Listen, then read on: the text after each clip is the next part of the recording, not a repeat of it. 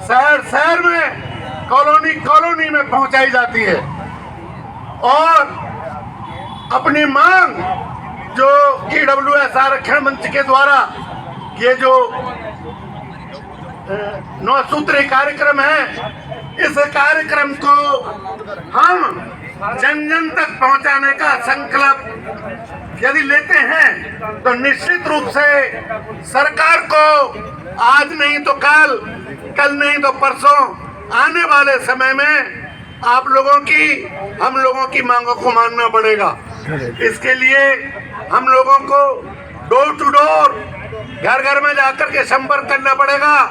इसके लिए हमें व्यापक स्तर पर तैयारियां करनी पड़ेंगी। इसके लिए हमारे भाई सुनील उदैया जी के हाथ को मजबूत करने के लिए अन्य जो भी सवर्ण संगठन है, चाहे वो ब्राह्मण संगठन है, चाहे वो राजपूत संगठन है, चाहे वो कायस्थ संगठन है, या अन्य जो संगठन है, चाहे वैसे संगठन है, उन सभी संगठनों को एक छत्र के नीचे आकर के सुनील उदैया जी के हाथ को मजबूत करते हुए और अपने संपूर्ण ईडब्ल्यूएस समाज को हमें ताकत देनी होगी। इस ताकत को देने के लिए हमें आज संकल्प लेना होगा कि यहाँ पर जो एक एक कार्यकर्ता बैठा हुआ है, वो एक कार्यकर्ता नहीं है, वो एक व्यक्ति नहीं है, वो एक संस्था है। एक संस्था के साथ में जिस प्रकार से सैकड़ों लोग, हजारों लोग जुड़े हुए होते हैं, इसी प्रकार से आप लोगों के साथ में सैकड़ों लोग जुड़े हुए हैं। आप लोगों के साथ में हजारों लोग जुड़े हुए हैं। केवल यही है, हमको विचार ये करना पड़ेगा कि हम लोगों को परिश्रम करना पड़ेगा, हम लोगों को समर्पण करना पड़ेगा, हम लोगों को तन का, मन का, धन का, समय का, सबका समर्पण करना पड़ेगा। कोई भी जाति हो, चाहे कोई भी वर्ग हो, बिना समर्पण के, बिना त्याग और बलिदान के कभी भी वह न तो अपनी मांग मंगवा सकती है, न वो आगे बढ़ सकती है। इसी प्रकार से हम लोगों को यह सोचना पड़ेगा कि यदि हम लोग एक होकर के एक जन सैलाब का रूप नहीं ले सकेंगे आने वाले समय में इस आंदोलन को और अधिक सशक्तिकरण प्रदान करने के लिए, तो हमारा आंदोलन, भगवान न करे, जिस उद्देश्य को लेकर के आरक्षण मंच चल रहा है, ये अपने उद्देश्य में कहीं पीछे न रह जाएं। कहीं सरकारें, हमारी जो राजस्थान सरकार है, कहीं अनसुनी न कर रही, क्योंकि सरकार हमेशा शक्ति की भाषा समझती है। सरकार हमेशा अधिक से अधिक जनसमूह की भाषा को समझती है। हमारे अन्य वर्ग, चाहे वो हमारे SC भाई हों, चाहे अन्य वर्गों के भाई हों, उनकी एक अपील पर भारत बंद हो जाता है, उनकी एक अपील पर राजस्थान बंद हो जाता है, उनकी एक अपील पर पूरा महानगर, पूरा शहर कस्बा बंद हो जाता है। हम लोगों में आखिर क्या कमी है? हम लोगों में सुस्ती क्यों है? हम लोगों में कौन से समर्पण की कमी है? हम लोगों के लहू में किस गर्मी की कमी है?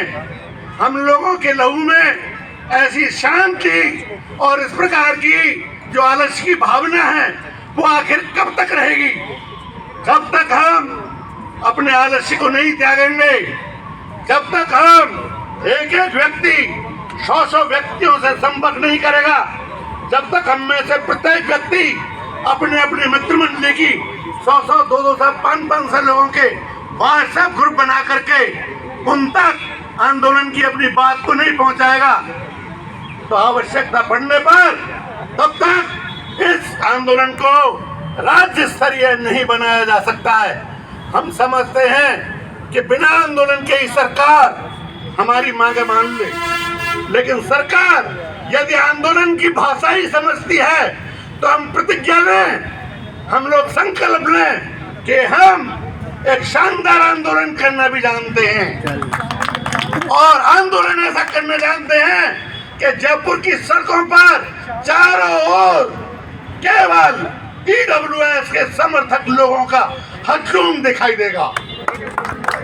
इसके लिए हम में से प्रत्येक को सैकड़ों लोगों से, हजारों लोगों से मिलना पड़ेगा, संपर्क करना पड़ेगा और हमारे छोटे भाई सुनील रुदैया जी को हमें सहयोग देना पड़ेगा, हमें अपना आशीर्वाद देना पड़ेगा, हमें उनको अपना समर्थन देना पड़ेगा।